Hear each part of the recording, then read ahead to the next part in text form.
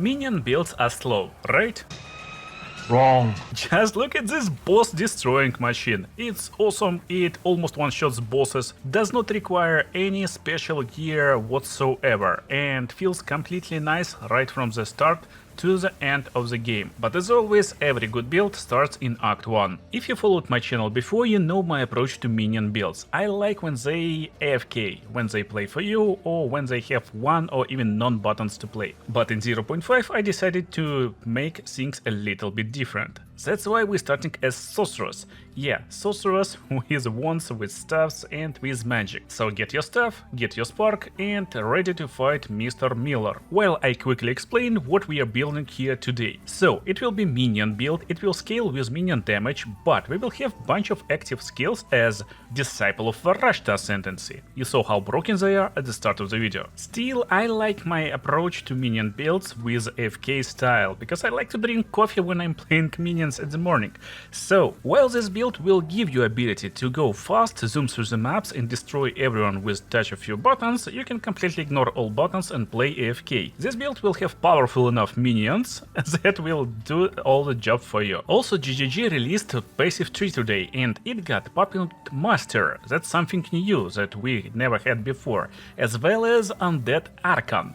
We are using condensed minions in this build also, so this technically buffs our minion build a lot, but I will update my passive tree on the league start, don't worry. Right now let's get our skill gem from Renly and speak with Yuna, because I prepared shopping list that you can get in a pinned comment. It will highlight all items with level to all minion skills. That's the single most important start we are looking while playing campaign. As you can see, it's impossible to get enough gold to buy it instantly. Shops refresh every time you level up. That's why I really advise to you never kill any enemies in starting area before Miller fight, because after you defeat him you will be level 2. So craft flame wall as your first skill and get straight to clear fell. And again, we're trying to never fight any single enemy, running straight to abandoned camp, getting our skill gem and then following road to find Bira. And if you followed, just respawn a checkpoint, so you restore all enemies and you will fight her one-on-one. Using flame wall, sparks and your basic projectile from your staff will be enough to defeat her. Also I crafted contagion in case she summons bunch of wolves, so I can cast contagion on wolves and they will drop a curse on her. If you follow this strategy, Bira will drop loads of valuable items, while you are still level 2. Identify them, especially if they are rare, but identified items will cost more no matter what. Also, you can sell basic currency for a little bit of gold. If you still don't have enough gold for +1 level minion skill Scepter, you can run around this area and look for chests. They also drop a little bit of items. In Fate of Val, there was a good idea to clear a leak mechanic to get chests with valuable items. New leak mechanic should not give this chest drops, I guess. Anyway, we are skipping Grelwood right now, and instead looking for Mud Burrow. Idea is again to skip all monsters and get straight to the boss, because if you fight a lot of monsters before you reach this area, you will level up, and level up will refresh shops. Anyway, after defeating this guy, you will get Uncut Skill Gem level 2, and if you're lucky, you still will find Scepter with level 2 minion skills. Basically, if you drop any ring or any rare item, it already will cover wall price, and it's very important for our run. Then we talk with Renly and get one more support gem. And we finally can start playing minions. So all the stuff that I told you before is super important, because if you manage to get this +1 level to all minion skills, you are basically won. And if possible, you want to do the same for your helmet and for your amulet. Minions scales damage mostly with level to all minion skills, all other modificators is not really important. And that's most broken part about this build. I was able to defeat whole campaign with Scepter, amulet and helmet from Act 1, so we don't need to upgrade all the gear. But that's the levels you see on the screen right now where you can get higher tier of this mod. Make sure to check pinned comment, because if they will change in 0.5 on the last minute, I will write it over there. But idea is simple, whenever you reach certain threshold, make sure to visit traders every now and then and see if you can get upgrade for your level 2 minion skills. Also aggressively invest currency like augmentation and transmutation orbs in white items, helmets, scepters and amulets to find these extra mods on certain levels. But now as you can see, we are fighting versus a witch in a hut in Grelwood. That's also important monster, because she will drop us uncut support gem, and that's where we can finally start playing our minions with a full potential. Most importantly, don't forget, you can wield Scepter in your offhand. In the main hand, in Act 1, we want to use our wand. For snipers, we will get multi-shot and fire attunement. They benefit from your flame wall just like Spark. If the projectile will go through the flame wall, they will be enhanced with fire and they will deal fire damage to enemies. Now it's important to understand what abilities these snipers have. Basically, they shoot arrow with a gas cloud whenever you click command skill, and it shoots poison arrow, which is kinda useless, right? Wrong again. Because when we drop fire attunement and multi-shot on them, they will fire 3 arrows instead of 1. All of these arrows will be enhanced with fire, and in most cases it will put target on fire. It will ignite target, and when target is ignited, well, gas clouds tend to boom. They will basically explode. So whenever you see a boss, just drop flame wall, shoot with your snipers, shoot with your spark, and boom, he's almost out. If you crit, well, he will be out instantly. And that's basically the gameplay.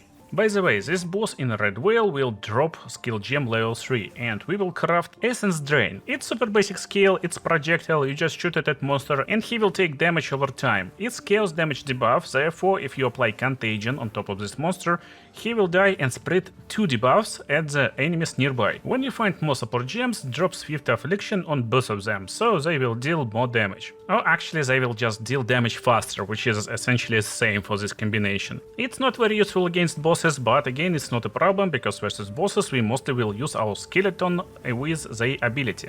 But if you got one more finger, add Frost Bomb.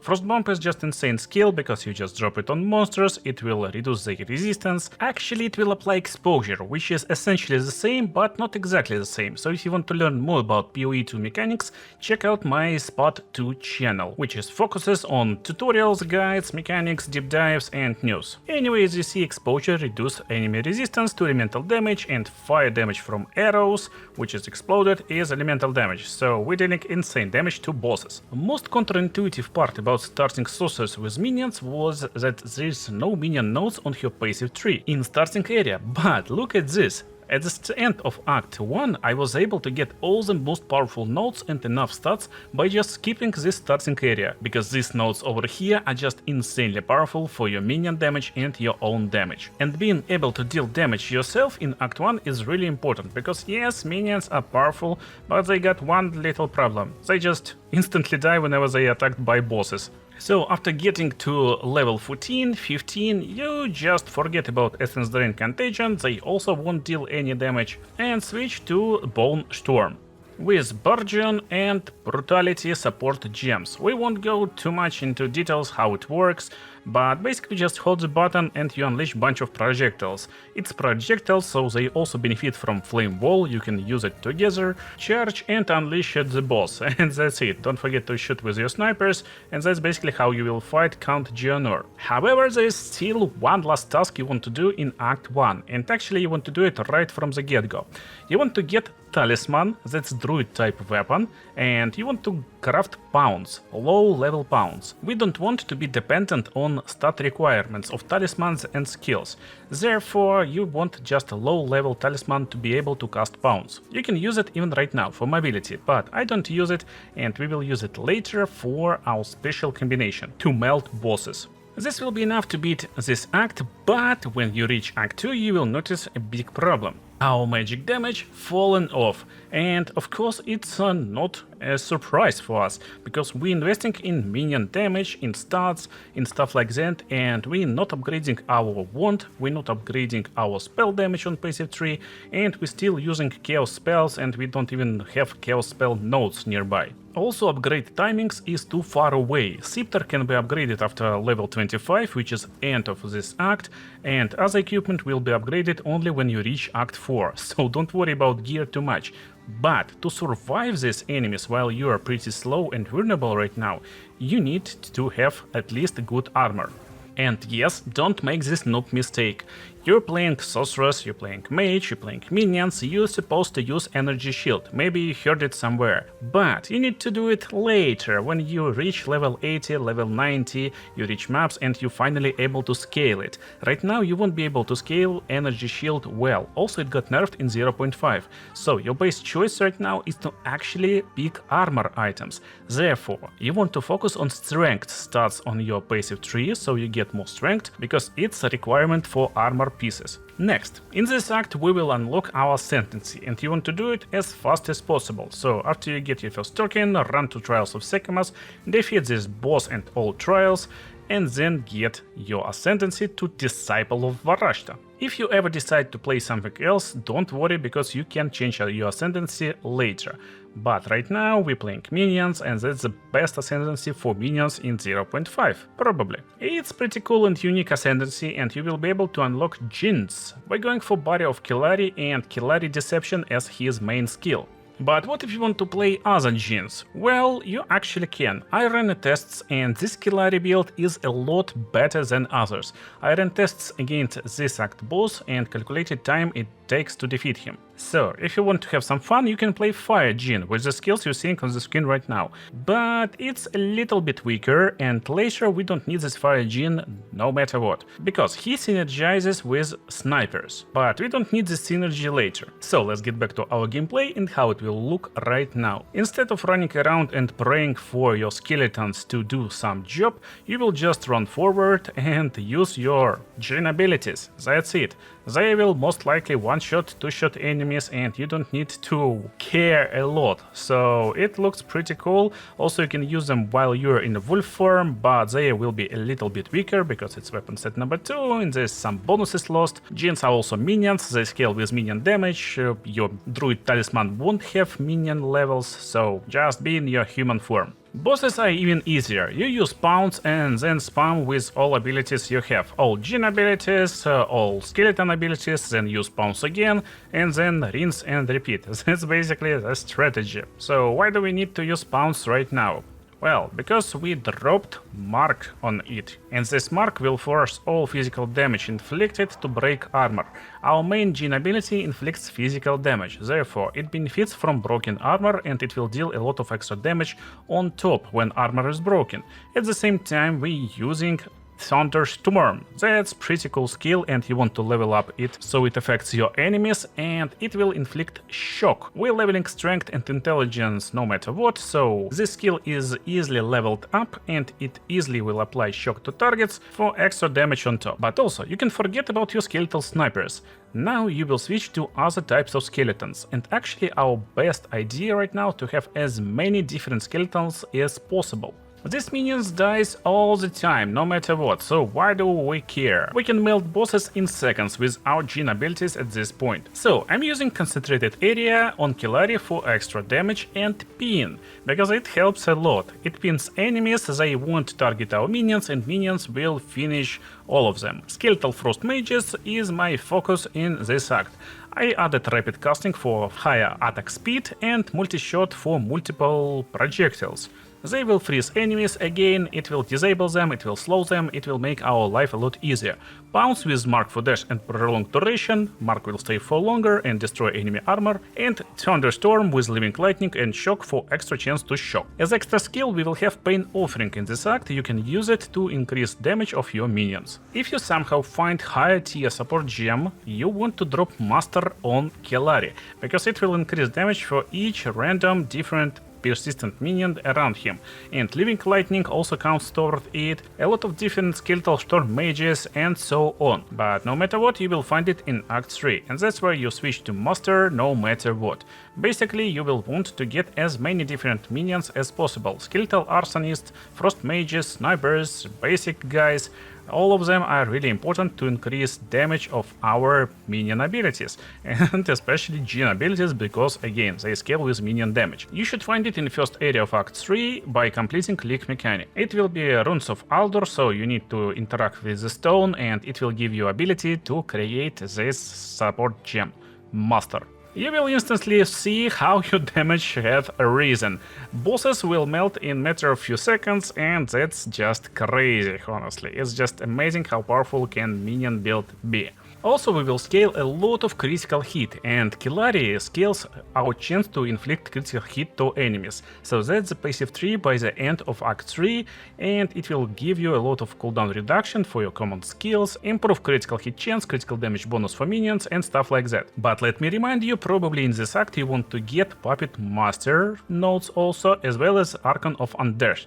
It can be really powerful, make sure to check what they do. Anyway, we want to get our next Ascendancy points in this act, and as you can see, it was pretty easy. And there's two options. Skills you see on the screen right now is a mistake. Well, at least one of them. So, one of Killari's skills, the center one, will give you kinda ultimate ability, and I really enjoy it.